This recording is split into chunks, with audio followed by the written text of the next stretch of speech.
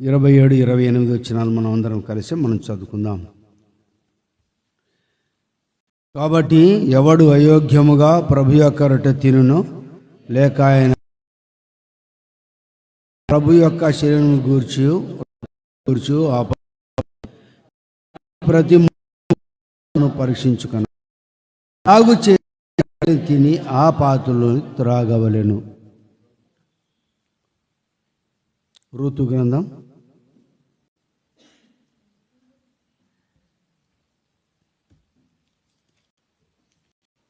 1వ అధ్యాయం. ఋతు గ్రంథం 1వ అధ్యాయం 1-2 వచనాలు అందరూ కలిసి చదువుకుందాం. ఇది కూడా ఋతు గ్రంథం 1వ అధ్యాయం 1-2 వచనాలు అందరూ కలిసి చదువుకుందాం.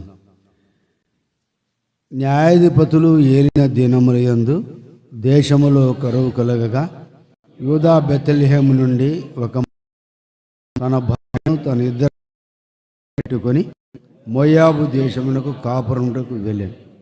ఆ మనుషుని పేరు ఎలీమెలెకు, అతని భార్య పేరు నయము, అతని ఇద్దరు కుమారుల పేర్లు మహలోను, కిల్యోను. వారు యూదా బెత్లెహేము వారై ఎఫ్రాతీయు వారు. మోయాబు దేశం వెళ్ళి అక్కడ కాపురముండు. ప్రార్థన చేస్తారు. ప్రతి మనుషుడు తను తాను పంచుకోవాలని దేవుని వాక్యం సెలవుబడుతూ వచ్చింది. మనం వారం మాట మనం బలలో చేస్తున్నాం. మనం పరీక్షించుకుంటూ మనం ఎందుకు మాట చదువుతామంటే అది మనకు జ్ఞాపకం చేసుకోవాలంట. 4:4 ఎందుకు మాట చదివిస్తామంటే దేవుడు ఆత్మసత్య బలలో చేయము. మరి కొద్ది పత్రిక 11వ అధ్యాయం 27 వచనాలు అది మనకు అభ్యాసం చేసుకోవడానికి, పరీక్షించుకోవాలని, లేఖనాల ద్వారా మనము పరీక్షించుకొని మనం సరిచేయబడడానికి మనము చదువుతూ వస్తాం. అయితే ఇక్కడ ఈ ఋతు గ్రంథంలో 1-2 వచనాలు చదువుతూ వచ్చాము. ఇక్కడ న్యాయాధిపతులు ఏలిన దినము అని రాయబడింది. న్యాయాధిపతులు ఏలిన దినములందు ఏముందంట, దేశంలో కరువు కలగగా యూదా బెత్లెహేము నుండి ఒక మనుష్యుడు తన భార్యను తన ఇద్దరు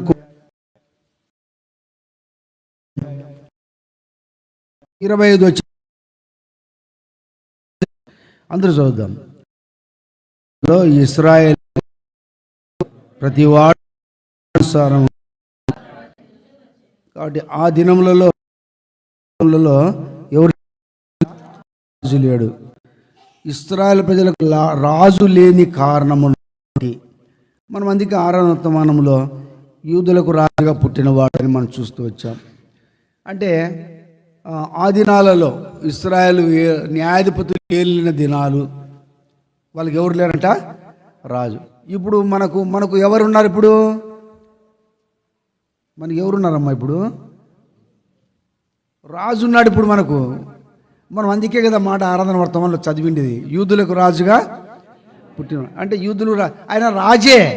అయినా ఆ రాజు గురించి దేవుని వాక్యాన్ని మనం చూసుకుంటూ వచ్చాం. ఆ రాజును రాజుగా పాపుల రక్షకుడే చూస్తూ వచ్చాము. నుండి ఆయన కనుక ఆయన యేసుని పేరు పెట్టి చూస్తూ వచ్చాము. చెప్పాలంటే ఆయన రాజే. ఆయన ఎందుకు భూమి మీదకి వచ్చాడు? కాబట్టి అప్పుడు మనకు రాజు లేడు కాబట్టి రాజరికం కింద ఉండాలని ప్రభు రాజులుగా ఈ లోకంలో. ఇప్పుడు మనము ఆ రాజరికం కిందికి రావాలి అంటే ఆయన శిరస్వత్వం కిందికి మనం రావాలని. అందుకే మనం దేవుని వాక్యం చూసి సంగమునకు శిరస్సు ఎవరంట?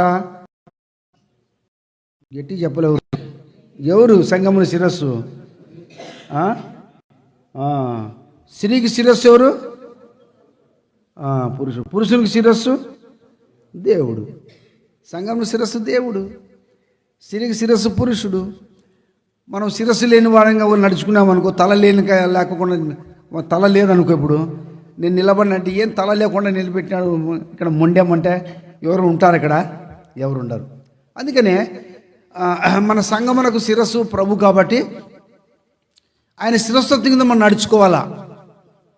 అందుకని ఇప్పుడు ఆయన మనకు రాజు అయినాడు కాబట్టి ఇప్పుడు మనము ఆయన రాజుగా ప్రతిష్ఠించుకున్నాం కాబట్టి ఇప్పుడు ఆయన రాజరికంలోనికి మనం రావాలి. కాలంలో మనం నడుచుకోవాలి. ప్రభు లేని జీవితం నడుచుకుంటే దౌర్భాగ్యమైన జీవితం. అందుకని మనం చాలా జాగ్రత్త కలిగి మనము నడుచుకోవాలి. ఆ దినాలలో ఇశ్రాయేలు ప్రజలు న్యాయాధిపతులు ఏ దినాలలో వాళ్ళకి ఎవరు లేరంట, రాజు లేడు. కాబట్టి ఏం జరిగిందట, ప్రతి తన ఇష్టానుసారంగా ఈ దినాలు పోతున్నాం. కరెక్ట్ ఏం కూడా ఉన్నారా కరెక్ట్గా? వాళ్ళకి ఎవరికి బుద్ధి పుడితే వాళ్ళు పడితే అక్కడికి ఎవరు ఇష్టానుసారం నడుచుకుంటారు కదా. చెప్పుకుంటూ పోతే చాలా మనిషికి కొంత బాధ కలిగి, కోపం కలిగిస్తాయి, కొంత ఇబ్బంది కలిగిస్తాయి. మళ్ళీ నేను ఈ బోధ చేస్తున్నానని కొంత అనుకునే వాళ్ళు ఇప్పుడు ఎట్లా బోధ ఉండాలంటే మనకు నువ్వు ఆశించబడదు అన్నాను కాక క్రమము అనేది మనకు వద్దు. ప్రభు నడుచుకున్నాం, మనకు ఎవరిష్టం ఇప్పుడు కూడా నడుచుకునేటువంటి వారిగా ఉన్నాం. ఒక ఆయన వెళ్ళిపోయినాడు, పోయిన తర్వాత ఫోన్ చేయలేదు, ఏం చేయలేదు, వేరే ఆయన చెప్పాడు అని ఆయన సామాన్లు వేసుకుని వెళ్ళిపోయినాడు. సామాన్లు వేసుకుని వెళ్ళిపోయినాడు. ఏమంటే ఆయన సేవా పిలుపుందంట. ఏం పిలుపుందంట? సేవా పిలుపుందని వెళ్ళిపోయినాడు. అంటే మన క్రమం అంతా ఏంటి? వాక్య ప్రకారంగా సేవకుని దగ్గర ప్రార్థన ఏం చేయించుకోవాలి కదా. ప్రతిదీ కూడా సంఘంలో ఏం చేయించుకోవాలి, మనము ప్రార్థన చేయించుకోవాలి. ఒక విత్తనం వేసినా కానీ వచ్చి ఏం చేయాలా, మనము ప్రార్థన చేయించుకోవాలి. ఒక ఇల్లు కొనాలనుకున్నా ప్రార్థన చేయించుకోవాలి. ఒక పొలం కొనాలన్నా ప్రార్థన చేయించుకోవాలి. అంతే చాలా క్రమశిక్షణ దేవుడు భక్ష్యం గారికి ఉంది. ప్రతి కూడా మనం ఏం చేయాలా, ప్రార్థన చేయించుకోవాలి. ఇంకా పోయే సామాన్లు ఏం చేస్తాం చెప్పు. మరి బెతెల్హేములో ఏమిచ్చిందట, కరువు వచ్చిందట. కరువు వస్తే ఇప్పుడు దేశానికి వెళ్ళినాడంట. ఈ వ్యక్తి పేరు ఏమని రాయబడి,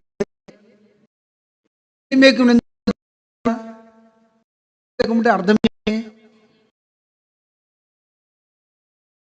అంటే రాజు రాజు అన్నప్పుడు ఆ రాజు యొక్క అధికారత్వం కింద నడుచుకోవాలి. ఇప్పుడు ఇక్కడ అంటే దేవుడే నా రాజు అన్నప్పుడు ఆ రాజరికం కింద ఇక్కడ నడుచుకోవాలి. ఇప్పుడు ఆ రాజును పక్కన పెట్టేశాడు. ఇప్పుడు కరువు వచ్చిందని చెప్పి తన భార్యను తన ఇద్దరు పోయినాడంట. మోయాబు. కరువు బెత్లెహేంలో అందరికి వచ్చింది, తన ఒకరికి వచ్చింది. అప్పుడు మనం ఆలోచించాలి. అప్పుడు వర్షం వస్తే అందరికి వస్తుంది, కసాపురం లేకపోతే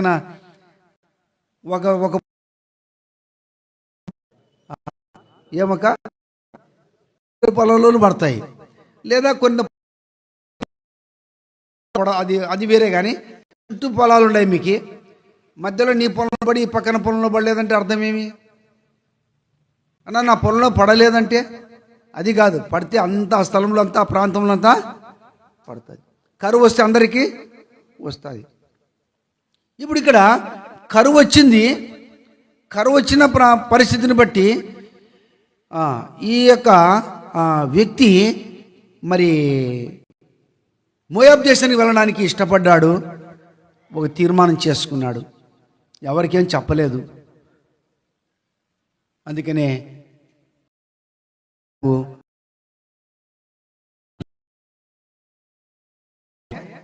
నా రాజు, లేదా దేవుడే నా రాజు. దేవుని ముందు తను ఇప్పుడు దేవుని పక్కన పెట్టేశాడు. తను వెళ్ళిపోయాడు, తను వెళ్ళడానికి ఇష్టపడ్డాడు. ఎటువంటి తీర్మానం చేసుకోగలిగాడు అనేది మనం ఇక్కడ చూస్తున్నాం. నిజంగా ఈనాడు మానవుడు కూడా స్వనీతిని ఆధారం చేసుకొని మనం ఏం చేస్తున్నాం, చాలాసార్లు నడుచుకుంటున్నాం, క్రమాన్ని విడిచిపెట్టేస్తున్నాం, క్రమాన్ని మనము తప్పిస్తున్నాం. కాబట్టి దేవుని యొక్క అధికారత్వంలోనే ఉండలేకపోతున్నాం. అందుకని ఇక్కడ ఆ పేరు అని వ్రాయబడిందంటే, ఎలీమెలెకు అని పేరు వ్రాయబడిందంటే ఆ వ్యక్తి పలాని ప్రాంతం నుండి వస్తుంది, పలాని వ్యక్తి అని అనేది ఈ యొక్క గుణాలు మనం చదువుతూ వచ్చాం. యేసు అంటే ఏమని, తన ప్రజలను వారి పాపం నుండి రక్షించును. మొదటి సమూయేలు గ్రంథం 25:25 ఒక మాట రాయబడింది. మొదటి సమూయేలు గ్రంథం 25:25 ఒక మాట ఏమని రాయబడింది అక్కడ? అతని పేరు అతని గుణములను సూచించుచున్నది. అతని పేరు నాబాలు. ఎవరు చెప్తున్నారు ఇక్కడ? భార్య చెప్తాంది భర్త గురించి. కొంతమంది బాగానే ఉంటారు, భార్యలు కనపడతా, భర్త గురించి మళ్ళీ చెప్తారు. అంత వేస్ట్ అన్న ఏందంత, ఇంకా రకరకాల మాట్లాడతారు, ఇంకా చెప్పేవాళ్ళు ఇంకో రకంగా కూడా కదా. అంటే భార్య ఏమని సాక్ష్యం ఇస్తుంది? అంత మోటోడన్నా, అంత తిరుగుబాటు చేసేవాడన్నా, చెప్పిన మాట వీడనన్నా, సంసారం వృద్ధిగాడన్నా, అంత మందికి పెట్టేస్తాడన్నా, పిల్లలను బాధ్యత చూసుకోడన్నా, అయ్యో ఇండ్లు చూసుకోడు, ఏం చూసుకోడన్నా, రకరకాల మా భార్య మాట్లాడుతుంది. లోబడిన మందిరం రమ్మంటే రానేరాడన్నా, నువ్వు పోతే సాలుపు అంటాడు కదా. కొంతమంది భార్య గురించి భర్త నా భార్య అసలు ప్రేమించదన్నా, నాకు వస్తే అన్నం పెట్టదన్నా, నేనే పెట్టుకుని తినాలని అంటాడు. ఒక ఆయన చెప్తాడు, ఆయన మా భార్య వేస్ట్ సార్, మూర్ఖురాలు సార్, నేనే పోతేనే వంట చేసి ఆడ పెట్టుకోవాలా, తినాలో రావాలా, ఏం చేస్తాం సార్, పట్టించుకోరు సార్ అంటే. ఎందుకు పరిస్థితి అంటే మన నడివడికను బట్టి మన భార్య మనల్ని ఏం చేస్తుంది? మనల్ని ప్రేమిస్తుంది. మన భర్తకు నడివడికను బట్టి, పరిశుద్ధతను బట్టి భర్త ఏం చేస్తాడు ఇక్కడ? ప్రేమిస్తాడు.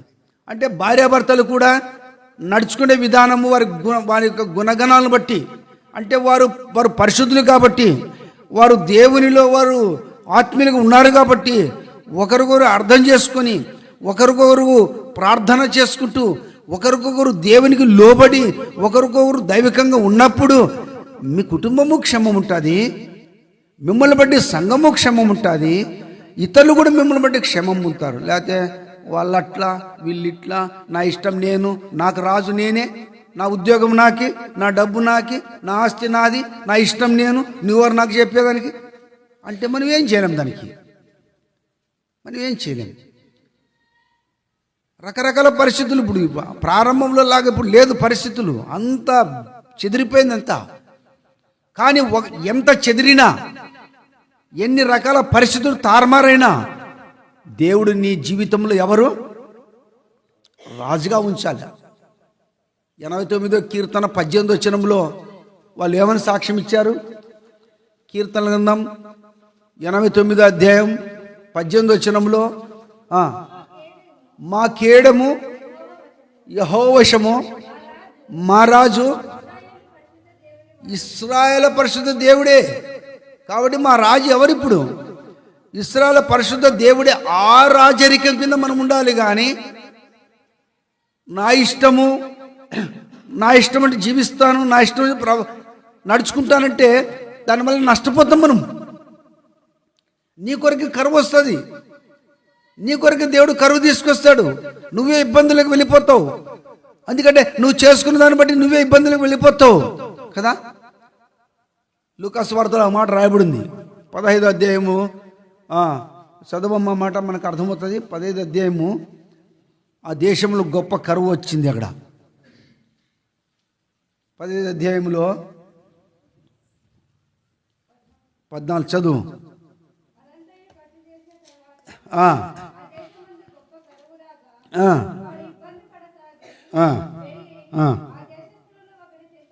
చాలు. కాబట్టి ఇక్కడ వాడు ఆ దేశంలో గొప్ప కరువు వచ్చింది. అంటే ఎందుకు వచ్చింది కరువు ఇప్పుడు చెప్పండి.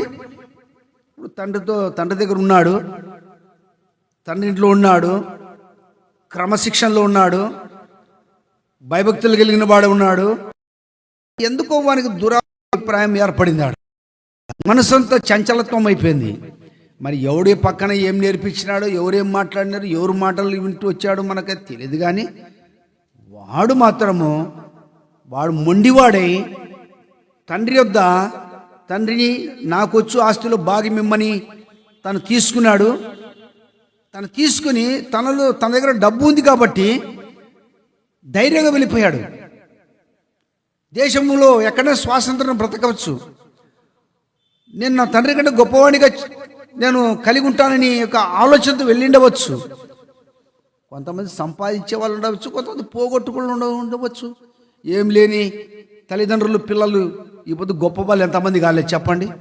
ఓసారి చాలా మంది మనం జ్ఞాపకం చేసుకుంటే వాళ్ళ ఆయన రిక్షా దొక్కుతాడయా, రిక్షా దొక్కేవాడు. రక్షించబడ్డారు పిల్లలు, సంఘానికి వచ్చారు. ఆ కుటుంబంలో 6 మంది ఆడపిల్ల, 6 మంది పిల్లలు ఆఫీసర్ ఉద్యోగాలు వచ్చినాయంటే సామాన్యమైన పనే?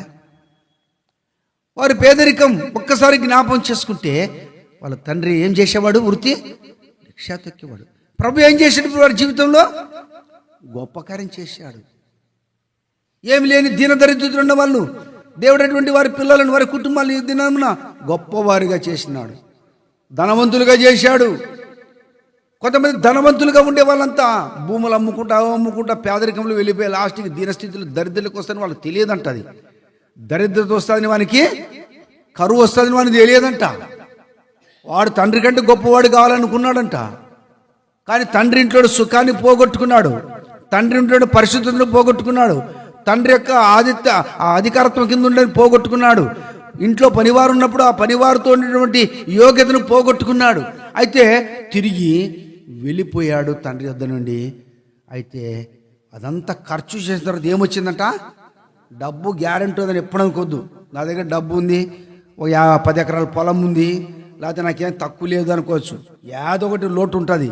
దేవుని రాజుగా చేసుకోకపోతే, దేవునికి నీవు ప్రతిష్ఠించకపోతే, దేవుని అధికారత్వం లోబడకపోతే, దేవుని అనుమతి లేకుండా ఏదైనా చేస్తే ఇప్పుడు బాగానే ఉంటుంది. నువ్వు దేవుని అనుమతి లేకుండా చేస్తున్నా కానీ 10 రూపాయలు 100 రూపాయలు సంపాదించే పరిస్థితులు ఉండొచ్చు. కానీ ఒక దినాన మన పరిస్థితి ఎంతో ఘోరమైన పరిస్థితి. కాబట్టి ఇక్కడ ఈ వ్యక్తి కరువు వస్తుంది అనుకోలేదు, కానీ తండ్రిని కాదని వెళ్ళిపోయిన కారణాన్ని బట్టి అక్కడంతా నష్టపోయాడు. ఎందుకంటే బాధ్యత లేదు,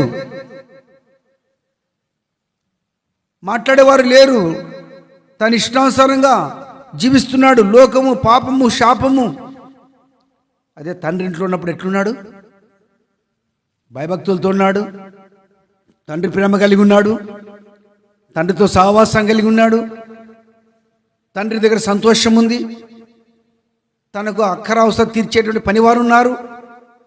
అన్నీ ఉండి కూడా తండ్రి ఇల్లు కాదని వెళ్ళిపోయిన తర్వాత ఎంత భయంకరం. చాలామంది పిల్లలు తల్లిదండ్రులు ఇల్లు విడిచిపెట్టి పేరు ఎంతమంది చూడు ఎట్లుంటారంటే వాళ్ళ పరిస్థితి ఎంతో ఘోరంగా ఉంటుంది. వారి పరిస్థితి ఎంతో భయంకరం పరిస్థితి. తల్లిదండ్రులు సమృద్ధిగానే ఉంటారు, వాడు తల్లిదండ్రుల యొక్క ఏర్పాట్లు ఉండలేక, వాళ్ళకు లోబడలేక వాడు విచ్చలవిడిగా తిరగడానికి ఎక్కడికి వెళ్ళిపోయినాడు? దూరదేశానికి వెళ్ళిపోతున్నాడు. అందుకనే కరువు వచ్చింది. మన జీవితంలో కూడా దేవుడు మనకు సంఘం ఇచ్చాడు, మనం రక్షించుకున్నాడు, మహిమల రాజును మన హృదయంలో చేర్చుకున్నాం, ఆయన ప్రతిష్ఠించుకున్నాం. ఇప్పుడు ఆయన మనకు రాజు, ఆయన శిరస్సుతో మనం ఉన్నాం, ఆయన రాజరికం కింద నడుచుకోవాలి. అట కాకుండా మన ఇష్టానుసారంగా ఒకవేళ మనం ఉంటే దానివల్ల ఎంతో గొప్ప నష్టం. మనకి ఏదైనా ఉన్నప్పటికీ మనము మన ప్రభువుకు మనం అప్పగించుకోవాలి, మన ప్రభువుకు మనం ప్రతిష్ఠించుకోవాలి. ఎందుకంటే మనము రక్షించబడిన తర్వాత ఈ లోకములో ప్రతిదీ కూడా దేవుని చిత్త ప్రకారము మనము నడుచుకోవడం వలన ఎంతో మనకు క్షేమం ఉంటుంది. చూడు, దేవుని వాక్యంలో ఒక వ్యక్తిని మనం ఇక్కడ చూస్తున్నప్పుడు ఒక వ్యక్తి దగ్గరికి వచ్చి కొంతమంది అంటున్నారు ఏమన్నా, చూడేది న్యాయాధిపతుల గ్రంథంలోనే మనకు ఒక మాట కనపడుతుంది. న్యాయాధిపతుల గ్రంథం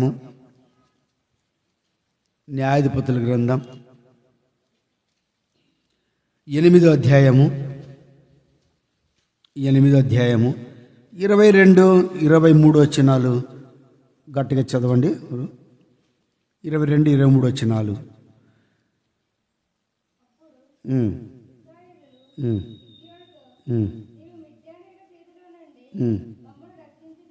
ఉమ్, ఉమ్, ఉమ్, ఉమ్, ఉమ్. అందుకు గిద్యోను, నేను మిమ్మల్ని ఏలను, నా కుమారుడును. అందుకు గిద్యోను, నేను మిమ్మల్ని ఏలను, నా కుమారుడును మిమ్మల్ని ఏలరాదు, యెహోవా మిమ్ముని ఏలునని చెప్పెను. అంటే ఇక్కడ గిద్యోను గురించి మనం చూస్తే ఇశ్రాయేలు ప్రజలందరూ వచ్చి గిద్యోను ఇశ్రాయేలు ప్రజలకు కలగజేసిన రక్షణను బట్టి వీరందరూ చేయమంటున్నారంటే, నీవు మమ్మలను ఏలాలి, లేకపోతే మీ కుమారులలో ఎవరైనా ఏలాలి. అంటే గిద్యోను ఏమంటున్నాడు? నేను ఏలను, నా కుమారులు ఎవరు ఏలాలంట? అంటే ఇప్పుడు ఎవరు మేలు చేస్తే వాళ్ళ కింద లోబడేవారిగా మనం ఒకవేళ ఉన్నామనుకో, ఒకవేళ ఎవరైనా ప్రేమించి మనకి ఏదైనా సాయం చేసి ఉండవచ్చు, ప్రేమించి ఏదైనా కానీ మేలు చేసి ఉండవచ్చు. అన్నంత మాత్రాన దేవుని మందిరం విడిచిపెట్టి వాళ్ళకి దాసు ఉండమని కాదు ఇక్కడ. దేవుడు ఒకవేళ ఆ వ్యక్తిని దర్శించి ఒకవేళ మనకు సాయం చేసి ఉండవచ్చు. దేవునికి లోబడాలి, దేవుని వాక్య ప్రకారంగా మనం అనుసరించి ఏం చేయాలి? ఇక్కడ నడుచుకోవాలి. అంతేగాని మనము మనుషునికి దాసులం అయిపోయి మనుషుని ఏలుబడి కింద మనం వెళ్తే ఏమైతుంది తెలుసా? ఎందుకు మనుషులు ఏలుబడి కింద వెళ్ళాలని మానవుడు ఇష్టపడతాడు? ఎందుకు వెళ్తాడు అట్లా? దేవుని ఏలుబడి కిందకి రాడు. ఇశ్రాయేలు ప్రజలు చేసిన పని అదే. హోషేయ గ్రంథంలో ఒక మాట రాయబడింది చూడండి. హోషేయ గ్రంథంలో, హోషేయ గ్రంథం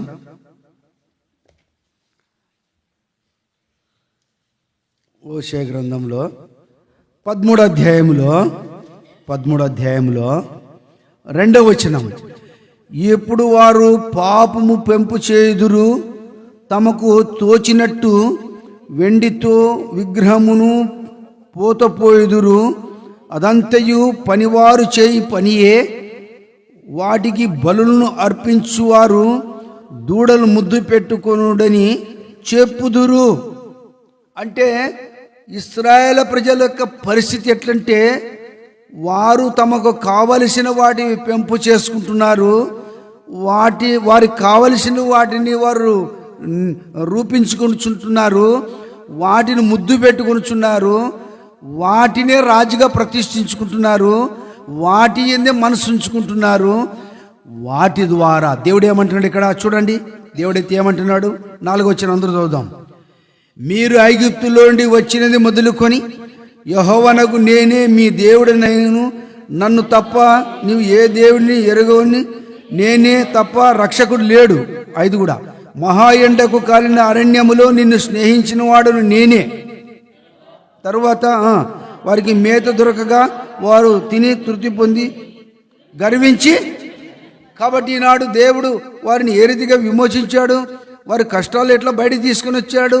అయితే వారు గర్వించిన వారే, వారు ఎట్లా దేవుని మరిచిన వారే ఉన్నారు. వారు ఏ రీతిగా దేవుణ్ణి విడిచిపెట్టి వారు తమకు అనుకూలమైన వాటిని చేసుకొని వారు ఇష్టపడుతున్నారు కదా. వారికి కావాల్సిన దూడలు చేసుకుంటున్నారు, వారికి కావాల్సిన విగ్రహం చేసుకుంటున్నారు, వాటిని చేసుకొని వాటి అందే నమ్మిక ఉంచి ఉన్నారు. ఎందుకు? వాటి అందు నమ్మిక ఉంచితే, వాటి ప్రకారం నడుచుకుంటే పాపం చేయవచ్చు, ఇచ్చలవిడిగా తిరగవచ్చు, ఇష్టానుసారం జీవించవచ్చు, ఎవరి ఇష్టానుసారం వెళ్ళిపోవచ్చు, నరహత్య చేయవచ్చు, దొంగతనం చేయవచ్చు, అన్నీ చేయవచ్చు. అందుకనే మానవుడు దేవుని యొక్క అధికారమును విడిచిపెట్టి ఎవరి అధికారం కింద వెళ్ళాలనుకుంటున్నాడు? ఇప్పుడు తమకు నచ్చిన వాటి ప్రకారం వాటిని అనుసరించి నడుచుకోవాలనుకుంటున్నాడు మానవుడు. అంటే ఇక్కడ గిద్యోను విషయంలో కూడా మనం చూస్తున్నప్పుడు ఏం జరిగింది? ఇక్కడ వాళ్ళందరూ వచ్చి గిద్యోను దగ్గర అంటున్నారు, నీవు మమ్మలను ఏలవలేను. చూడండి, న్యాయాధిపతుల గ్రంథం ఒక మాట మనం జ్ఞాపం చేసుకుందాం. న్యాయాధిపతుల గ్రంథం 6వ అధ్యాయంలో 14వ వచనం, అంతటా యెహోవా అతని తట్టు తిరిగి బలము తెచ్చుకుని వెళ్ళి మిద్యానీయుల చేతిలో నుండి ఇశ్రాయేలును రక్షింపుమని నిన్ను పంపినవాడు నేనే అని చెప్పగా. అంటే ఇప్పుడు మిద్యానీయుల చేతిలో నుండి ఇశ్రాయేలు ప్రజలను విడిపించడానికి కొరకై దేవుడు ఎవరిని ఏర్పరచుకున్నాడు? ఇక్కడ గిద్యోన్ని ఏర్పరచుకున్నాడు. అయితే గిద్యోను ఇప్పుడు ఏం చేశాడు? దేవుని యొక్క సహాయం వలన, ఎవరి సహాయం అంటే ఇక్కడ దేవుని యొక్క సహాయం వలన ఇశ్రాయేలు ప్రజలను ఇక్కడ ఏం చేశాడు? ఇక్కడ వారి చేతిలోని మిద్యానీయుల చేతిలో నుండి విడిపించినట్టుగా మనం చూస్తున్నాం. అంటే చెప్పాలంటే గిద్యోను కూడా పిరికివాడే, గానుగ చాటును దాక్కున్నవాడే, మిద్యానీయులకు భయపడిన వాడే. అయితే దేవుడే పిలిచాడు. ఏమని పిలిచాడు ఇక్కడ కదా? పరాక్రమశాలి అయిన బలాఢ్యుడా, యెహోవా నీకు తోడుగా ఉండును. కాబట్టి పరాక్రమశాలివి, పిరికి వారితో భయపడే వారితో దేవుడు ఎట్లా యుద్ధం జరిగించి ఎట్లా విమోచన కలుగజేస్తూ వచ్చాడో మనం ఇక్కడ చూడవచ్చు. అయితే ఎప్పుడైతే మిద్యానీయుల చేతుల్లో నుండి ఇశ్రాయేలు ప్రజలు విడిపించాడో, ఇప్పుడు ఇశ్రాయేలు ప్రజలందరూ వచ్చి ఇప్పుడు ఏమంటున్నారు? ఇక్కడ మమ్మల్ని వేలు, నువ్వే కదా విడిపించి. కానీ విడిపించింది ఎవరు? బలం ఇచ్చింది ఎవరు? రక్షణ కలిగించింది ఎవరు? దేవుడే. దేవుడే అక్కడ చెప్పాడు, మిద్యాని చేతుల నుండి ఇశ్రాయేలు ప్రజలు, నా ప్రజలు ఇశ్రాయేలు నుండి రక్షించాలి. అందుకనే నువ్వు బలం తెచ్చుకో. దేవుని సహాయం ద్వారా దేవుడు అద్భుతమైన విజయం ఇచ్చాడు. విజయం ఇచ్చిన తర్వాత వాళ్ళందరూ ఇప్పుడు ఏమంటున్నారంటే, నీవు మమ్మల్ని వేలు. మనిషి యొక్క ఏలుబడి కిందకి ఎందుకు వస్తున్నాడు మానవుడు? తన ఇష్టానుసారంగా జీవించడానికి. ఇదే మనుషులు పెట్టచ్చు రాజుగా, ఇదే మనుషులు కూడా ఏం చేయొచ్చు? మళ్ళా ఏం చేయొచ్చట? తృణీకరించవచ్చు. ఏ ప్రజలైతే కోరుకుంటారో ఆ ప్రజలే నువ్వు మాకు వద్దంటారు. ఎందుకంటే ప్రజల యొక్క ఆలోచనలు ఎటువంటివి? బాల్యము నుండి వారు ఎటువంటి వాళ్ళ హృదయాల ఆలోచనలు చెడ్డవే. అయితే దేవుడు కృపగల దేవుడు, నిన్ను నన్ను రక్షించుకొని ప్రత్యేకించుకొని ఆయన మనకు రాజుగా ఉన్నాడు. మనము రాజులు పిల్లలుగా ఉండడానికి దేవుడు ఇక్కడ మనల్ని ఏర్పాటు చేసుకుంటే మనం చూస్తున్నాం. అయితే మనం ఎవరి రాజకీయంగా ఉండాలి? ఎవరి అధికారత్వం కింద ఉండాలి? అందుకని ఇప్పుడు కరువు వచ్చిందంటే ఎవరి కొరకు వచ్చింది కరువు? దేని కొరకు వచ్చింది కరువు? కష్టం ఎందుకు వచ్చింది? బాధలు ఎందుకు వచ్చినాయి? సమస్యలు ఎందుకు వచ్చినాయి? నీవు నేను దేవుని మీద ఆధారపడాలని, దేవుని వైపు చూడాలని, ఆయన దగ్గర ప్రార్థన చేయాలని, ఆయన దగ్గర మనవి చేయాలని. అందుకనే బైబిల్లో ఒక మాట ఉంది, దేవుడు పాపుల మనవి ఆలకింపడు. పాపం చేసి ప్రార్థన చేస్తే పాపుల మనవి వినడు.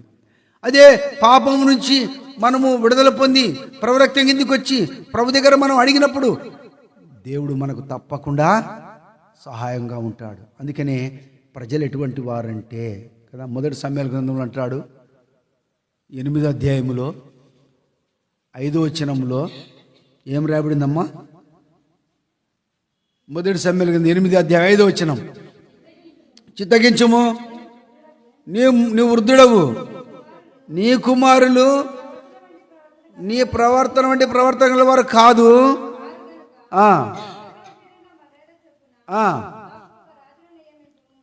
కాబట్టి ఇక్కడ ఏమంటున్నారు? సమూయేలు దగ్గరికి వచ్చారు. న్యాయాధిపతుల దినాల్లో న్యాయాధిపతిగా ఉన్నాడు, యాజకుడిగా ఉన్నాడు. కాబట్టి ఇక్కడ దైవజనుడిగా ఉన్నప్పటికీ కూడా ఇప్పుడు వీళ్ళందరూ ప్రజలు వచ్చి అంటున్నారు, నీ కుమారులు నీ ప్రవర్తన వంటి ప్రవర్తన కలవారు కారు, నువ్వు వృద్ధుడవు, లోక మర్యాద చొప్పున మాకు ఎవరు కావాలంటే ఇప్పుడు ఇక్కడ మాకు రాజు కావాలి, రాజు కావాలి. నిజంగా సమూయేలు కూడా ఒకవేళ విషయాన్ని బట్టి బైబిల్ రాయబడినాయి, కానీ తన బాధపడుతూ వచ్చాడు. దాని విషయంలో దేవుడు కూడా చెప్తూ వచ్చాడు. నిన్నే కాదే, నన్ను కూడా బాధ పెట్టిన వాళ్ళే వీళ్ళు, సామాన్య ప్రజలు కాదు. సరే, వారు లోకమర్యాద చెప్పిన వాళ్ళు అడిగినట్లు ఒక రాజుని ఏర్పరచు అన్నాడు. కానీ ఆ రాజును చూపించారు. ఆ రాజు కూడా ఏమైపోయాడో మనకు తెలుసు. ఆ రాజు పరిస్థితి ఎట్లుందో మనకు తెలుసు. ఆ రాజు కూడా దేవునికి లోబడిన వాడిగా అయిపోతూ వచ్చాడు. ప్రజలు కూడా విచ్చలవిడిగా తిరుగుతూ వచ్చారు. ఈనాడు లోక మర్యాద ప్రకారంగా కాదు, కానీ లోక పద్ధతి ప్రకారం, లోకం అట్టుంది కదా నేను అట్లా ఉంటానంటే కాదు. లోకంలోని మనం ఏం కావాలి? ఇప్పుడు ప్రత్యేకంగా ఉండాలి. లోకంలో ఉన్నాం, మనం లోకంలో ఉన్నాం. ముసుకులటువంటి ఈ లోకాధికారులకు మనం లోబడి ఉండాల్సిందే, కానీ వాళ్ళ అలవాటు ప్రకారం మనం ఉండకూడదు. ఇప్పుడు దానియేలు ఉన్నాడు బైబిల్లో. రాజు భుజించే ఆహారం భుజించమని వాళ్ళు చెప్పి బలవంతం చేస్తే ఆయన ఏమన్నాడు? తిన్నాడా? త్రాగినాడా ద్రాక్షరసం? దాన్ని ఏమాత్రం ఇష్టపడలేదు. రాజు భుజించే ఆహారం ఎట్లుంటుంది కదా, ఎంతో శ్రేష్టకరంగా ఉంటుంది. మంచి మాంసం, మంచి ద్రాక్షరసం. కానీ దానియేలు ఇష్టపడలేదు. ఎందుకంటే తన విశ్వాసాన్ని కాపాడుకున్నాడు, తన భక్తిని కాపాడుకున్నాడు. భోజన నిమిత్తం దేని పని పాడు చేయడం లేదు ఇక్కడ. భోజనంతో తన హృదయాన్ని పాడు చేసుకోలేదు ఇక్కడ. తను తాను కాపాడుకుంటున్నాడు. లోకంలో ఉన్నాం మనం. లోకం మనలోనికి రాకుండా చూసుకోవాలి. ఒకవేళ వచ్చినప్పుడు, ప్రభువా లోకం నాలోకి వచ్చింది, ఫలాన్ని బట్టి నేను ఆశించాను, నేను బలహీనం అయిపోయినాను, బలహీనరాలను క్షమించు, మీ శ్రోత కడుగుము, నూతనపరచుము, తిరిగి నన్ను పరిపూర్ణంగా చేయి ప్రభువా, నీ అధికారం నన్ను ఉంచుకో ప్రభువా అని అడిగినప్పుడు దేవుడు తప్పకుండా మనకు సాయం చేస్తాడు. ఎందుకంటే మనము కూడా లోక పద్ధతి ప్రకారంగా లోకంలో ఉన్నామే, కానీ అయితే లోకంను అనుసరించి మనం నడుచుకోకూడదు. కానీ మనం ఎవరిని బట్టి అనుసరించి నడుచుకోవాలంట? దేవుని బట్టి నడుచుకోవాలి. వాక్యం సెలవిస్తోంది ఏ రీతిగా మనం వాక్య ప్రకారం నడుచుకోవాలి. వాక్య ప్రకారం నడుచుకోకపోతే కలిగే నష్టం. అందుకనే మన ఇష్టం ప్రకారం మనం ఉండకూడదు. చాలాసార్లు మనం ఏం చేస్తామంటే హృదయాన్ని కఠినపరుచుకొని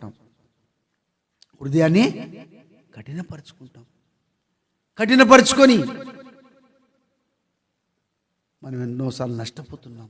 అందుకనే ఈ మధ్యాహ్న కాల సమయంలో కరువు అనేది దేవుడు అనుమతించాడు. అక్కడ ఏలేమీలేకం దేవుని అధికారం కింద ఉండవలసిన వాడుగా, రాజుగా తాను ప్రతిష్ఠించుకొని దేవునికి లోబడి ఉండవలసిన బదులుగా ఆ రీతిగా తను ఉండలేకపోయాడు. తను మరణమైనాడంటే ఊరికనే కాలేదు. మరణమైనాడంటే కారణం, మరణం అందరికీ వస్తుంది, లేదని లేదు. ఆ కుటుంబం ఎందుకు నష్టపోయింది, ఎందుకు ఆ కుటుంబాలు పేరు రాయబడ్డాయి, దాని చరిత్రంగా చాలా ఉంది. అంటే మనం కొన్ని మాటలు చెప్పుకుంటున్నాం అంతే, అర్థం అవడానికి ఇక్కడ. కాబట్టి మనకు కూడా పరిస్థితులు సంభవించక మునిపే మనం ఒక తీర్మానం కలిగి ఉండాలి. ఇక్కడ ఒక తీర్మానం కలిగి ప్రభుకు అప్పగించుకోవాలి. ఎప్పుడైతే మనము తీర్మానం కలిగి ప్రభుకు అప్పగించుకొని ఆయన అధికారత్వం కింద ఉంటామో, దేవుడు తప్పకుండా మన అవసరం, మన అక్కర ఏంటో మనకు తీరుస్తాడు. అయితే ఈ కుటుంబం వెళ్ళడం తప్పే. దేవుని ఇల్లు, రొట్టెలు విరిచే ఇల్లు బెత్లెహేము విడిచిపెట్టి మోయాబు దేశం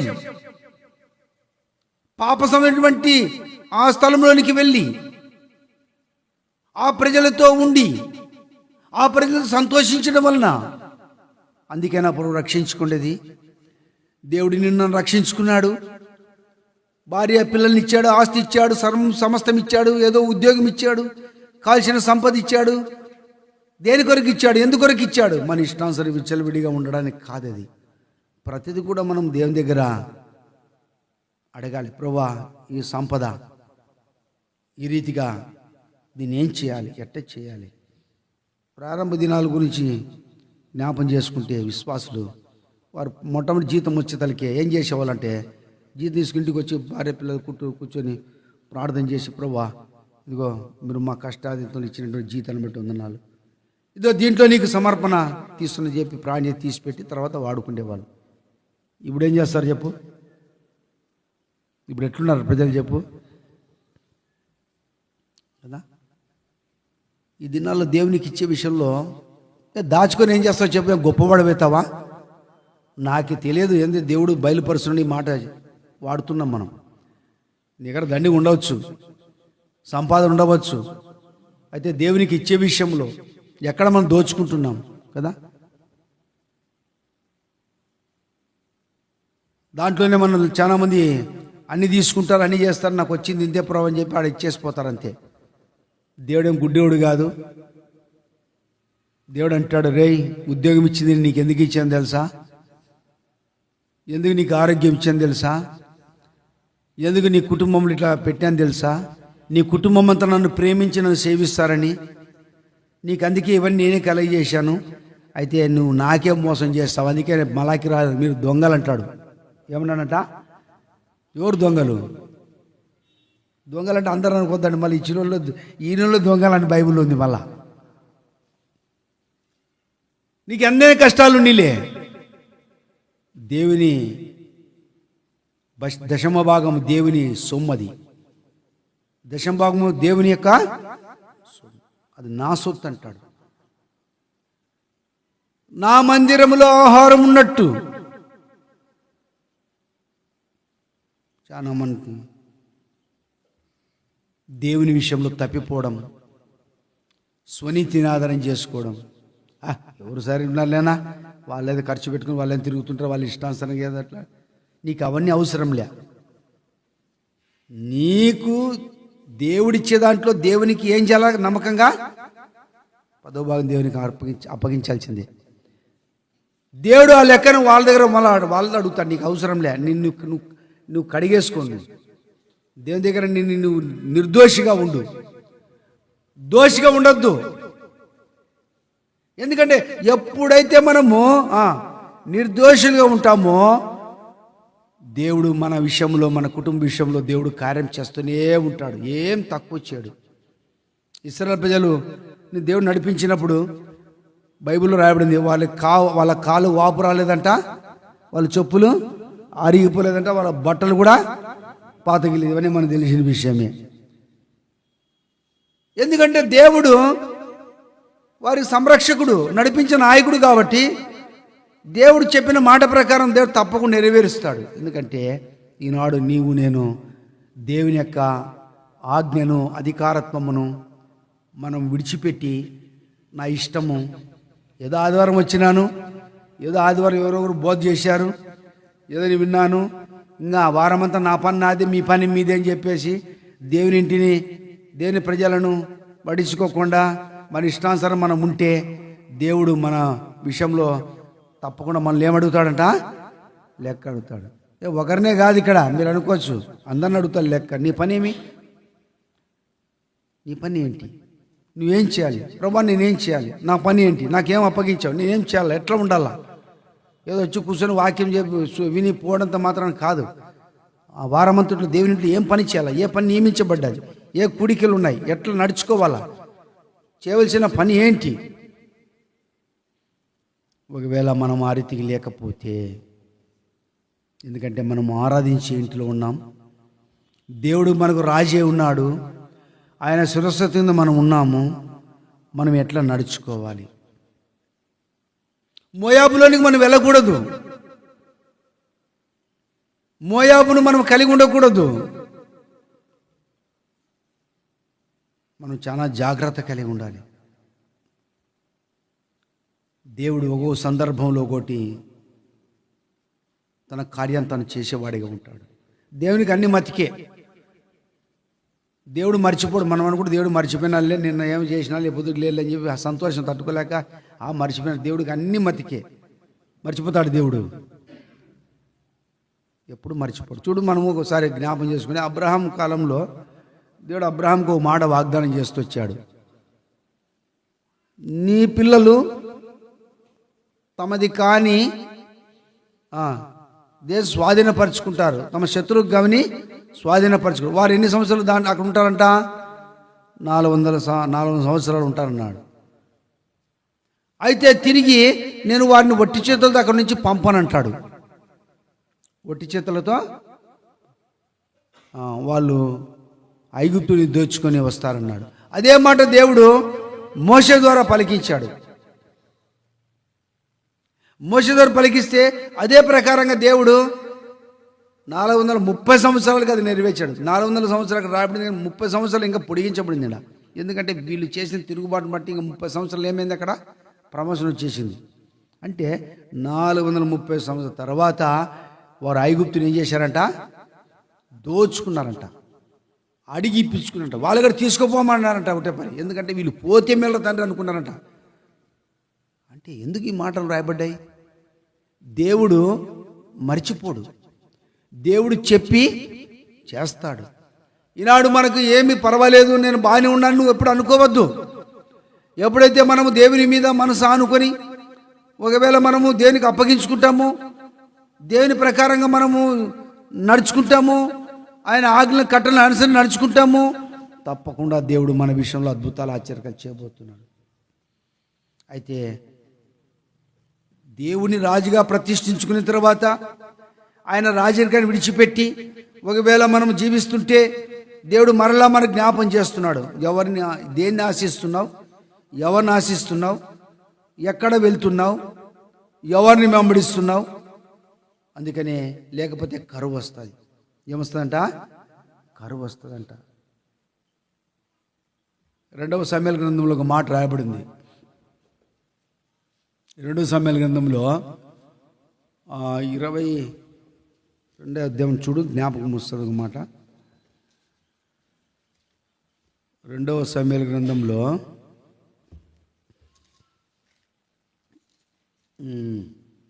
21వ అధ్యాయంలో ఇక్కడ దేవుడు ఓ కరువు తీసుకొచ్చాడు. చూడండి, మొదటి వచనంలో, దావీదు కాలమందు 3 సంవత్సరాలు విడవకుండా కరువు కలగగా దావీదు యెహోవాతో మనవి చేశాను. అందుకు యెహోవా ఇలాగ సెలవిచ్చాను, సౌలు గిబియోనీయులను హతము చేసింది గనక అతన్ని బట్టి నరహంతులకు అతని ఇంటి వారిని బట్టి శిక్షగా. అంటే ఇక్కడ గిబియోనీయులు ఇశ్రాయేలు సంబంధులు కారు. గిబియోనీయులు ప్రాణరక్షణ కొరకు యెహోషువ దగ్గరికి వచ్చారు. అయితే యెహోషువ తిరిగి తెలుసుకున్న తర్వాత వాళ్ళని చెట్లు నరుకువారుగా, నీళ్లు పోయేవారుగా వారిని ఉంచాడే కానీ వాళ్ళని ఏమాత్రం హతము చేయలేదు. ప్రమాణం చేశాడు చంపనని. అయితే సౌలు ఏం చేశాడు? ఇప్పుడు గిబియోనీయులను చంపించాడు. ఇక్కడ చంపించిన దాన్ని బట్టి దేవుడు అది మనసులో ఉంచుకున్నాడు. ఇప్పుడు దీని విషయాన్ని బట్టి ఇక్కడ ఏమొచ్చింది? ఇక్కడ కరువు వచ్చింది. ఎందుకు కరువు వచ్చింది అని చెప్పి దావీదు దేవుని దగ్గర మనవి చేస్తే సౌలు పని చేశాడు. ఏం చేశాడు? గిబియోనీయులను చంపించాడు, నిష్కారణంగా చంపించాడు. అందుకని వారిని బట్టి కరువు వచ్చింది. మరి కరువు అంటే ఏం చేయాలా? పోయి వాళ్ళతో పోయి అడుగుపో, మనీ చేయపో. వాళ్ళ దగ్గర పోతే ఏం చేయాలంటే వారికి పుట్టిన కుమారులని 7 మందిని ఏం చేయాలంట? ఉరి తీయమన్నారు. ఏమన్నారు అక్కడ? ఉరి తీయమని అడుగుతున్నారు. అయితే యోనాతానుకు పుట్టిన మెఫీబోషెతు తప్ప అందరినీ కూడా దావీదు ఉరి తీయించాడు యెహోవా సన్నిధిని. ఎందుకు మెఫీబోషెతుని నువ్వు అప్పగించలేదు చెప్పు? యోనాతానుతో దావీదు చేసిన ప్రమాణమును బట్టి, యోనాతాను దావీదుతో చేసిన ప్రమాణమును బట్టి, యోనాతాను దావీదు కుమారుడిని తన ఇంటిలోనికి తీసుకొని వచ్చి తన బల్ల దగ్గర కూర్చోబెట్టుకొని యోనాతాను బట్టి తన కుమారుడిని రక్షించి మరణానికి అప్పగించలేదు. ఎందుకంటే యోనాతాను దావీదు యొక్క ఇంటి వారిలో ఒకటిగా ఉన్నాడు, రాజరికం కింద ఉన్నాడు అక్కడ. అందుకనే కరువులో పరిస్థితిని బట్టి వాళ్ళు చెప్పిన ప్రకారం వాళ్ళు మరణం పొందారు, కానీ ఇతను మాత్రం మరణం నుండి ఏం చేశాడు? ఇక్కడ తప్పించాడు. ఈనాడు పరిస్థితులు ఎట్లున్నా ఏదున్నా నీవు నేను కూడా సంఘములో క్రమములో ప్రభుకు లోబడి దైవికమైన విధానంలో ఒకవేళ మనం ఉంటే దేవుడు తప్పకుండా నిన్ను నన్ను ఏం చేస్తాడు? ఇక్కడ తప్పిస్తాడు. దేవుడు మనల్ని కాపాడుతాడు. ఒకవేళ మనం ఆ రీతి లేకపోతే మన జీవితంలో ఏమొస్తుంది? కరువు. కరువు అంటే ఏమిటి అర్థం? వర్షాలు రాదంటే కారణం ఏంటి? యెరూషలేములో వాళ్ళందరూ నీళ్ళ కొరకు వెళ్తున్నారు. నిజంగా వారు వెళ్ళినప్పుడు ఆ బావుల దగ్గర వెళితే, ఆ చెరువు దగ్గర వెళితే అంతేమైపోయిందంట? ఎండిపోయింది. నేల ఎండిపోయి నెర విడిచింది. నీళ్ళ నింగిపోయినాయి, ఏం లేదు. వట్టి కుండలతో తిరిగి వస్తున్నారు వాళ్ళు. ఎవరు? యెరూషలేము కుమార్తెలు. పగడమ్మ కంటే తెల్లని వారుగా, రత్నములు ఎర్రని వారుగా ఉండే వారు బొగ్గు కంటే నలుపుగా చేపడ్డారు.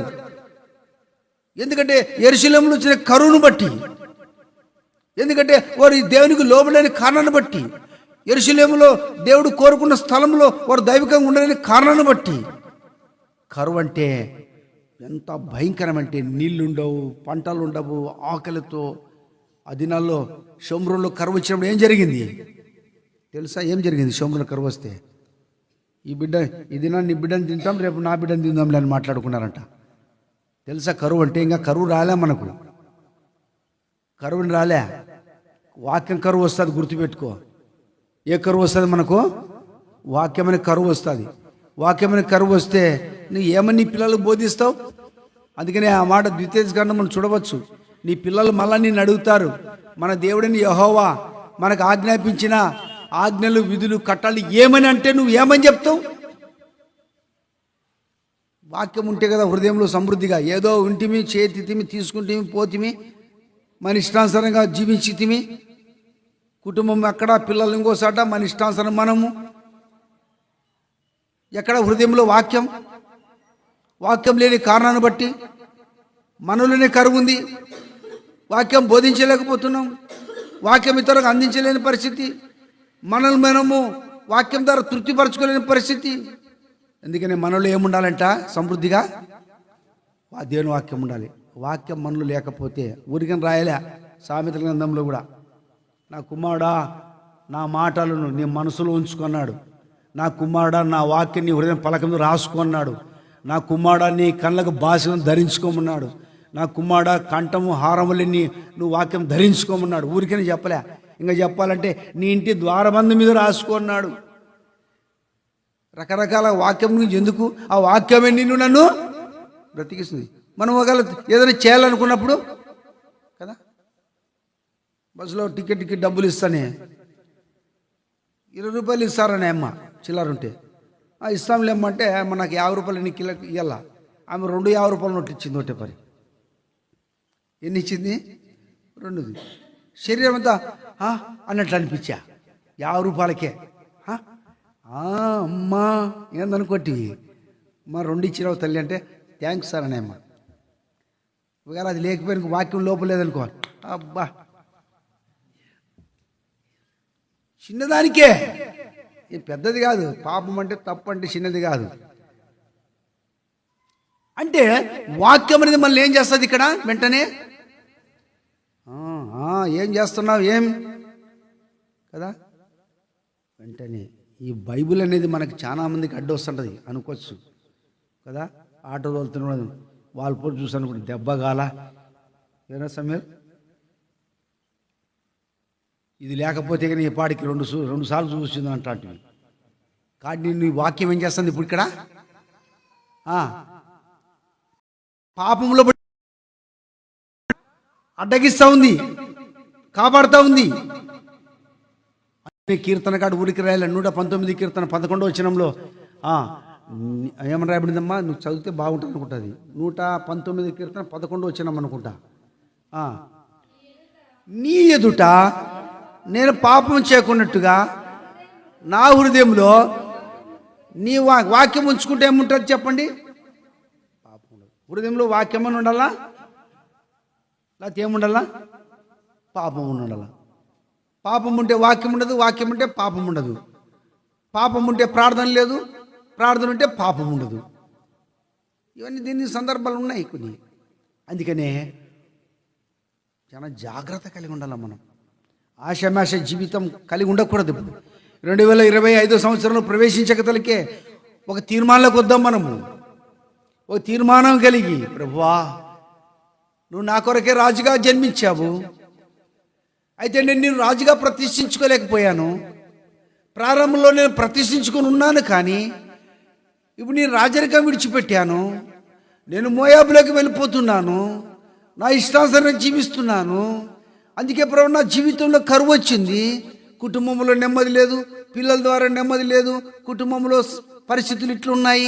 ప్రభు నేను ఎక్కడ పోయినా నా పరిస్థితి ఇట్లా ఉంది. కాబట్టి ఎందుకు ప్రభు ఇది కారణం? దైవికంగా ఉండలేకపోతున్నాను, ఉదయంలో సంతోషం లేదు కదా. ఉందా? మనం ఎవరికొరకు కష్టపడాలి చెప్పండి, ఎవరికొరకు ప్రయాసపడాలి చెప్పండి. ఇప్పుడు మనం సువార్త పోతాం, ఎవరికొరకు పోతాం చెప్పు? వాళ్ళు పోతే కొడతాండారడా, వాళ్ళు తిడుతున్నారడా, అయినా మనం ఏం చేస్తున్నాము? పోవడానికి ఎందుకు పోతాం చెప్పు? వాళ్ళు కొడుతున్నారు తిడుతున్నట్టు ఎందుకు పోతాం చెప్పండి? దేవుడు వారు నశించిపోకుండా దేవుడు పోయి సర్వలోకానికి సర్వసు సువార్త ప్రకటించమన్నాడు, అంతేనా కదా. మరి ఇన్ని జరుగుతున్నప్పుడు నీ కుటుంబంలో జరుగుతున్న పరిస్థితిని బట్టి నువ్వు దేనింటికి ఎందుకు రాలేకపోతున్నావు? ఎందుకు ప్రార్థన చేయలేకపోతున్నావు? ఎందుకు దేవునికి అప్పగించలేకపోతున్నావు? ఎందుకు దేవుని ఇంటిలో నువ్వు రాజుగా కలిగి ఉండలేకపోతున్నావు? ఉండంలేనా, నీకేం తెలుసులేనా, మాకు తెలుసు, నువ్వు చెప్పుకొని అయిపోయింది అని అంటావా? మనకే తెలిసిపోతుంది అంతరాత్మకు. నువ్వు ఎట్లున్నావో నేను ఎట్లున్నావు, నాకు తెలుసు, నీకు తెలుసు. కాబట్టి ఇక్కడ విషయం ఏంటంటే, ఆ వ్యక్తి న్యాయాధిపతుల దినాల్లో ఉన్నాడంట. న్యాయాధిపతుల ఏలిన కాలములో, ఆ కాలములో ఉన్న పరిస్థితిని బట్టి ఆ ప్రభుత్వము నుండి విడుదల పొంది దేవుడే నాకు రాజైని తను మరిచినవాడై తన ఇష్టానుసారంగా వెళ్ళిపోవడానికి ఇష్టపడ్డాడు. కాబట్టి ఇప్పుడు మనం ఏ కాలంలో ఉన్నాం? ఇక్కడ ఏ కాలంలో ఉన్నాం? ఇప్పుడు మనం కృపాకాలంలో ఉన్నాం. మనం ఇక్కడ మనం ఏలేవాడు ఎవరు? ఇప్పుడు ఇక్కడ దేవుడే మనం ఏలుతున్నాడు. ఆయన ఏలుబడి కింద ఉన్నప్పుడు, ఆయనకు అప్పగించుకున్నప్పుడు ప్రభు ఇది చెయ్యాలా వద్దా, నేను పోవల్లా వద్దా కదా. మనము ఆత్మల సంపాదన కంటే లోక సంపాదన ఎక్కువ ఉంటుంది మానవునికి. ఆత్మల సంపాదన కంటే లోక సంపాదన ఎక్కువ ఉంటుంది. లోక సంపాదన కొరకే మనం ఇష్టపడతాం. కొన్నిసార్లు మనము దైవికంగా ఉండి ప్రభు మీద మనసున్నప్పుడు దేవుడు మన గురించి మనతోనే మాట్లాడతాడు. మన గురించి మనతోనే దేవుడు మాట్లాడతాడు. మనం వెళ్తున్నప్పుడు మనల్ని ప్రజలు ఏమనుకుంటున్నారని చెప్పి మనతో మాట్లాడతాడు. అది ఆత్మీయంగా ఉంటేనే. మళ్ళీ ఎవడని కూడా పదరా అంటున్నాడు, ఏం మళ్ళీ దాంట్లో ఏం లేదు. మళ్ళా ఎప్పుడైతే నువ్వు దైవికమైన విధానంలో ఆత్మీయంగా ఉన్నావంటే, నువ్వు బయలుదేరి వెళ్తున్నప్పుడు నీ గురించి అప్పుడే ప్రజలు చదువుతుంటారు. అప్పుడు నీ మనసులో అనుకుంటావు, అబ్బా ప్రజలు నా గురించి ఏమనుకుంటున్నారు, నేను ఉండవలసింది ఏంది, నాకు దేవుడు ఏమప్పగించాడు, నేను చేయవలసింది ఏంది. ప్రభు అన్నాడు, నన్ను ప్రజలు ఏమనుకుంటున్నారు అని శిష్యులను అడిగాడు.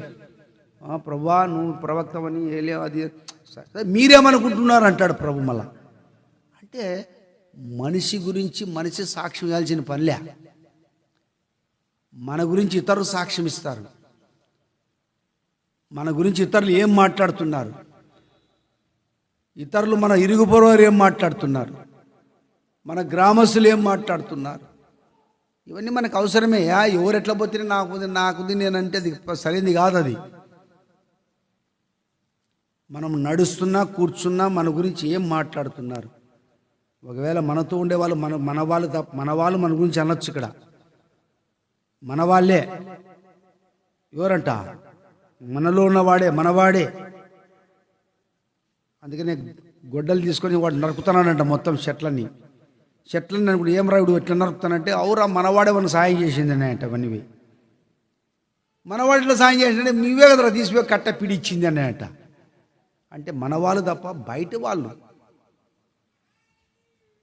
మన గురించి బాగానే మాట్లాడతారు. మన మాటను బట్టి, దీన్ని బట్టి. అందుకని మనము వారికి మాదిరిగా ఉండాలి. ఇక్కడ ఈ మధ్యాహ్న కాల సమయంలో నీ ప్రవర్తన నా ప్రవర్తన గురించి మనం ఇక్కడ జ్ఞాపం చేసుకొని ప్రభు ప్రతిష్ఠించుకుందాం. 2020 సంవత్సరం ఆక్తలకే నూతన సంవత్సరంలోన ప్రభువా నన్ను నాకు రాజుగా నియమించుకుంటున్నాను. నువ్వు నాకు నా రాజు ప్రభువా, నీ రాజరికంగా ఉంటాను ప్రభువా, నా ఇష్టాన్ని నడుచుకోను ప్రభువా, దేవుడు నీకు అప్పగిస్తున్న ప్రభువా, దేవుని పరిచర్య ఉంది ప్రభువా, దేవుని నేను ఏం చేయాల ప్రభువా, నేను ఏదికి నడుచుకోలే ప్రభువా అని ప్రభువుకు నీవే తీర్మానం చేసుకో, నన్ను నేనే తీర్మానం చేసుకో. ఎందుకంటే రాబో కాలాలన్నీ మంచి కాలాలు కాదు, ఇంకా ఏ కాలాలు వస్తున్నాయని చెడు కాలాలు వస్తున్నాయి. ఇది చెడు కాలము గనక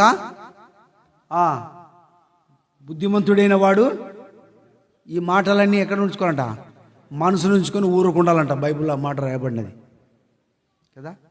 అందుకని మనము ప్రభువుకు అప్పగించుకొని మన మనసులో ఉంచుకొని, చెడు కాలం వస్తున్నాయి, ప్రభువుకి అప్పగించుకొని ప్రభువా నీ కొరకే జీవిస్తాను, నీకే ప్రతిష్ఠించుకుంటున్నాను అని చెప్పి. ఎందుకంటే పొరపాటున అటు ఇటు వెళ్ళొద్దు. ఇంకా ఆ కుమారుడు వెళ్ళిపోయి నష్టపోయినా కానీ తిరిగి తండ్రి దగ్గరికి వస్తే తండ్రి కుమారునిగా చూశాడు కానీ కూలివానిగా చూడలేదు. పనివారందరూ ఎదుట ఆ వ్యక్తిని ఎందుకు హెచ్చించాడు చెప్పండి? పోగొట్టుకోండి, ఉంగరం పోయిన అన్ని పోయిన అన్ని మళ్ళీ ఉంగరం పెట్టి అన్ని పెట్టిన. ఎందుకంటే నా కుమారుడే. దేవుడు మన ఆత్మీయతను మళ్ళీ తిరిగి మళ్ళీ సమృద్ధికి ఇస్తాడు, పరిచరిస్తాడు, ప్రార్థనిస్తాడు, అన్ని ఇస్తాడు. సిద్ధపడాలి మనం కూడా రాబో దినాల్లో. చెప్పు ఆరాధన వాక్యం అంటే రైట్ అని చెప్పి సిద్ధపడతట్టు ఉండాలి. నాకు రాదు బాబాయ్ అంటే బాబాయ్ అంటారా ఏమన్నా మన వాళ్ళేమన్నా? మళ్ళీ పిల్లలు రాదు మామ అని అనకూడదు. ఎట్టున్న సిస్టర్స్ కూడా వాక్య పరిచయాల్లో సిద్ధపడి ఉండాల. దేవుని పని కొరకు మనమే ప్రార్థనలో ఆత్మీయంగా పరిశుద్ధత కలిగి వాక్యంలో బలం పుంజుకుంటూ బలహీన వారిని బలపరుస్తూ వాళ్ళ నుంచి ఇతరులను మళ్ళా ఆకర్షించుకునేటట్టుగా మనము దైవికంగా ఉన్నప్పుడు ఒక గుంపుగా దేవుడు ఎందుకు పరిచయం విస్తరింపచ్చాడు? తప్పకుండా చేస్తాడు దేవుడు. ఇంకా మీకన్నా మేలు అంతా మీరే ఉన్నారు. మాకైతే ఆ పక్క పోటీలు ఆ మందిరం కానీ ఆ మూల చర్చి కానీ వస్తారు. కుటుంబం వస్తుంది. 5 మంది వాళ్ళు వస్తారు మందిరానికి కొత్తగా. వాళ్ళు ఎప్పుడైనా క్రమం వాళ్ళని వాళ్ళ బంధువులు చెప్తే వాళ్ళ ప్రకారం తెలుసుకొని వచ్చినారు. వాళ్ళు తెలుసు అయినా తెల్లంట సహవాసం వాళ్ళు చెప్పి. ఇప్పుడు నడమన్న ఇల్లు కట్టుకున్నాను, ప్రార్థన చేసి వచ్చినాం. లేదన్నా జలమరలో మాకు ఇల్లు డెడికేషన్ చేస్తా ఉన్నాం. 26 లక్షలు పెట్టి ఇల్లు కట్టుకున్నారు. పక్కన చర్చి వాళ్ళు ఆడికెందుకు పోతారు, ఇది దగ్గర ఉంది కదా, ఇది దగ్గర ఉంది, వాళ్ళు దిన్నం శోధిస్తున్నారంట. మరి మీరేమంటున్నారు అని అడిగిన. అదే అంకుల్ మా వాళ్ళు చెప్తే ఇక్కడ బొమ్మను, అందుకే మా వాళ్ళు కాదు మీ వాళ్ళు కాదు, దేవుని వాక్యం ఏం చెప్తాను చదువు అని చెప్పిన. మనం దేవుని ఆరాధించింటికి వెళ్తున్నాం. ఎక్కడ పోతున్నాం? మనము దేవుని ఆరాధించింటికి వెళ్తున్నాం. అక్కడ దైవజనుడు ఉన్నాడు, ఆయన జీతగాడు కాదు, దైవజనుడు ఉన్నాడు. దైవజనుడు వచ్చి మా కొరకు ప్రార్థన చేస్తాడు. దైవజనుడు మా ఇంటికి వస్తే ఆశీర్వాదం ఉంటుంది. ఒకానొక దినమన నా కుటుంబాన్ని బట్టి ఈ ప్రాంతం అంతా ప్రభులోకి అనేక ఆత్మలు వస్తాయి. ఇది గుర్తుపెట్టుకోండి. వెంటనే వాళ్ళు మంచి తీర్మానం అంకుల్ రైట్ అనుకోండి అంటే, ఎందుకంటే చాలామంది శోధించేవాళ్ళు. ఇట్లా పోతే ఈ పక్క పోతే ఆడొక చర్చ్ ఉంది, ఆడ నుంచి 2-3 వస్తారు. ఈ పక్క పోతే మూలకు చర్చిలు ఉన్నాయి మాకు. మళ్ళీ అంటే మా మామే పాస్టర్ అంట. వాళ్ళు మామను బట్టి పాస్టరు, బాబాయ్ని బట్టి పాస్టరు అంతా పోతుంటే ఇంకా మన దగ్గర ఎవరు, ఇంకా మీకు ఎవరు లేరు ఇక్కడ. పక్కన మామ బాబాయ్లను పెట్టి సంఘాలు ఉన్నాయి. ఎట్లుండాలా? పవర్ఫుల్గా మనం బలపడాలా. కోడి ఏం చేసింది? పిల్లలను లేపిన తర్వాత పొదిగి అయిపోయిన తర్వాత ఆ దిబ్బ మీద ఇట్లా చెదుగుతా అంటే ఇట్లా అంటే కిచకిచకిచకి తింటా ఏంటి పిల్లలు. మనం కూడా ఏం చేయాలా? వాక్యం ఇతరులకు సమృద్ధిగా అందించి దైవికంగా వాళ్ళని ప్రభులో పెంచేటట్టు చూడాలి. మన అనుభవాన్ని బట్టి మనమే పిల్లల్ని వాళ్ళని పెంచుకోకుండా వాళ్ళ ఆత్మలు చల్లారిపోతే మనం నువ్వుకే సరైన లేదు కదా నాకేం చెప్తావంటే మనం ఎట్లా పరిస్థితి? తీర్మానం కలిగి ఉండాలి. ఒక ఆత్మ నష్టపోయినా కానీ దాన్ని లెక్క అడుగుతాడు ప్రభు. నన్ను అడుగుతాడు. ఇప్పుడు కూడా మగాలి మీ దగ్గరికి వచ్చినంత మాత్రం కాదు, రాకపోయినా కానీ ప్రార్థన చేస్తున్న కర్మేల్ సంఘంలో ప్రతి ఒక్కరు కుటుంబాలు పేరు ప్రార్థన చేస్తారు. వాళ్ళందరికీ మళ్ళీ ఎట్లా తెలుసు మీ పేర్లు? మా వాళ్ళకందరికీ అందరు పేర్లు అందరు విజయ అంట, సుజాత అంట, రత్నమ్మ అంట, ఈ పేర్లని ప్రారంభం ఆటి గుంటకల ముందు రానేమ్మ వీళ్ళు అందరూ చేస్తుంటారు. అంటే వీళ్ళకి ఏమన్నా ఎట్లా నోటెడ్ నేను చెప్తున్నానంటే ప్రార్థన బాధ్యత ఉంది. నలుగురైనా కానీ గట్టిగా చేస్తుంటాం ప్రార్థన. మనము కూడా సంఘం కొరకు ప్రయాసపడాలి. మన ఇష్టానుసారం ఉండడం కాదు. ఇంకా నుంచి తీర్మానం చేసుకుందాం. ఎలిమీకుంటే తన ఇష్టానుసారం వెళ్ళిపోయాడు. దైవత్వాన్ని పక్కన పెట్టేశాడు. తను తీర్మానంతో తనంతగా తన హృదయాన్ని కఠినం చేసుకుని వెళ్ళిన కారణాన్ని బట్టి మరణమయ్యాడు. అందుకనే మనం ఆత్మలో చచ్చిన వారం ఉండకూడదు. ఆత్మలో మనం జీవం కలిగిన వారముగా దైవికమైన విధానం ఉన్నట్టుగా ఓ తీర్మానం కలిగి ఉందాం. కరువు కష్టాలు వచ్చిందని చెప్పి, సమస్యలు వచ్చిందని చెప్పి అటు ఇటు వెళ్ళొద్దు, అటు ఇటు తిరగద్దు, వారి మాట వీరి మాట వినవద్దు, అక్కడ ఇక్కడ ఏదో జరుగుతుంది పోవద్దు. దేవుని ఇంట్లో దైవికమైన విధానములో బాధ్యత కలిగిన వారితో కలిసి అనుసరి నడుచుకోవడం ఎంతైనా క్షేమం. ఒకవేళ లేకపోతే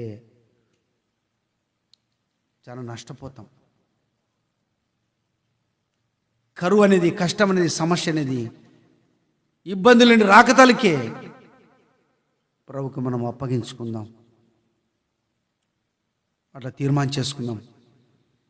ఎందుకంటే మనం కొన్ని విషయాలు చూస్తూ వచ్చాం. కరువు విషయంలో జరిగిన పరిస్థితులు, మనం ఎవరు ఏలుబడి కింద ఉండాలో, మనిషి సాయం చేస్తే మన దగ్గరే వెళ్ళకూడదు.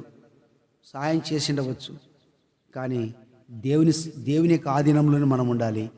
తర్వాత దేవుడు మనకి ఎవరైతే చూపిస్తాడో, ఎవరైతే ఇక్కడ నాయకుడిగా పెట్టి, ఎవరైతే ఇక్కడ పరిచారకుడిగా పెట్టి మనకు అప్పగించాడో వాళ్ళకు లోబడి మనం ఏం చేయాలంట, నడుచుకోవాలి. అంతే. ఎవరు పడితే వాళ్ళకి కాదు, ఎటు పడితే అటు కాదు. కానీ మనం ఆ నాయకత్వాన్ని పోగొట్టుకున్నామనుకో, దేవుని ఆత్మీయతను పోగొట్టుకున్నామనుకో, దేవుని పరిశుద్ధతను పోగొట్టుకున్నామనుకో, ఊరికైనా సౌలులాగా ఊగులాడుతుంటే నేను సేవకుని లేకపోతే నేను సేవ అంటే, సౌలు ఏమన్నాడు, తన దేవుని ఆత్మ పోగొట్టుకున్నాడంట. దేవుని ఆత్మ పోగొట్టుకుని ఊరికే ఊగులాడుతున్నాడు. ఏం జరిగింది? అంతే, వచ్చేసింది. దురాత్మ వచ్చింది కాబట్టి దూరదర్శనాలు చేసుకుంటూ పోతుంటాడు. దూరదర్శనాలు చూసుకుంటే దూరం అట్లా వెళ్ళిపోయా. సాంసోను కూడా దేనాత్మను పోగొట్టుకున్నాడు. నేనంటే ఏమనుకుని లేచినాడు. ఆడుని శక్తి తీసిపోయి తిరగలి విడిచివాడు చేసినాడు. శత్రుడు ఎంత బలహీనం చేశాడు. ఇశ్రాయేలుకు గొప్ప విజయం ఇచ్చిన వ్యక్తి, ప్రారంభంలో గొప్ప బలము, విశ్వాసం, విజయం అన్నీ పొంది ఈనాడు మన పరిస్థితి ఏంటి? తీర్మానం చేసుకుందాం, పరీక్షించుకుందాం. అటు ఇటు చూడొద్దు, మోకాలం దగ్గర రండి. ప్రభు మనతో ఏది మాట్లాడుతూ వచ్చాడు. ఎందుకంటే ఈ దినం ఎందుకో దేవుడు ఈ హెచ్చరిక తలంపులు తీసుకొచ్చాడు. దేవుని యొక్క అధికారత్వం కింద ఉందాం. ఆయన మనం రాజుగా ప్రతిష్ఠించుకుందాం. మనం ఆయన ఒకవేళ లేని జీవితం జీవిస్తూ ఉంటే, ప్రభా నన్ను క్షమించి నిశ్చిత కడుగు ప్రభా అందాం. ప్రభా నాలోనికి రా ప్రభా అందాం. మహిమగల రాజును హృదయంలో అంగీకరిద్దాం. ఆయన అధికారత్వం కింద ఉందాం. మనం ఆ రీతిగా నడుచుకుందాం. మన ద్వారా సంఘము, ప్రజలు క్షేమం పొందినట్టుగా, మన కుటుంబం కానీ, మన పిల్లలు కానీ, మన బంధువులు కానీ మనల్ని చూసి నిజంగా మా నాయన కానీ, మా అమ్మ కానీ, మా బావ కానీ, మా ఎంత ఆత్మీయంగా ఉన్నాడని చెప్పి మన వెనకాల వెంబడించి మనతో పాటు దేవుళ్ళు ఆత్మీయ ఎదిగినట్టుగా మనము ఒక తీర్మానం కలిగి ఉందాం. మనం అటు సాక్ష్యం కలిగినట్టుగా, నాకు సాయం చెప్పరవా, అన్న సిద్ధపరచు ప్రభా. మనం అటు ఇటు వెళ్ళిపోయినట్టే మనల్ని చూసి వాళ్ళు కూడా మన వెనకాల వస్తారు. నీతో పాటు మేము కూడా వస్తాం పా అంటారు. చేపలు పట్టకపోతాను నేను కూడా వస్తాం పా అంటారు. వద్దు, అట్లా తీర్మానం చేసుకుందాం. ప్రార్థనలో ఉందాం, పరీక్షించుకుందాం. ఒకరికొకరు నీ వ్యక్తి నీవు, నాకు నేను ప్రభు దగ్గర పరీక్షించుకుందాం. ప్రార్థనలో ఉందాం. అటు చూడొద్దండి.